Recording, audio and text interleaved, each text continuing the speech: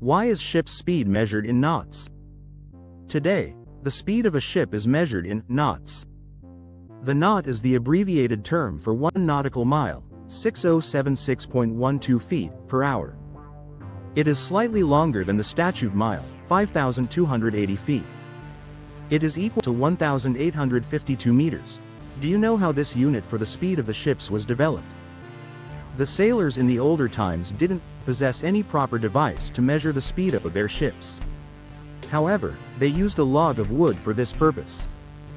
The log had a weight tied to one end and a long rope attaching the other end to the back of the ship. The log floated behind the ship and the rope was let out as the ship sailed on. The speed of the ship could be calculated by measuring how much rope had been let out at a given time. Later the knots were tied at equal distances along the rope. A sailor counted the number of knots passed through his hands in a certain time. This gave the speed of the ship and knot became the unit of measuring the speed per hour.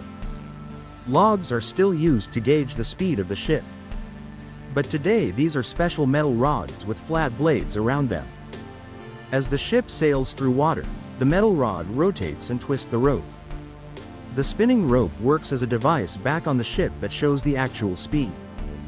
The world's fastest ship is a 112-ton U.S. Navy test warship, the SES IOOB, which when tested in 1976, reached a speed of 88_8A knots or 102.35 miles per hour.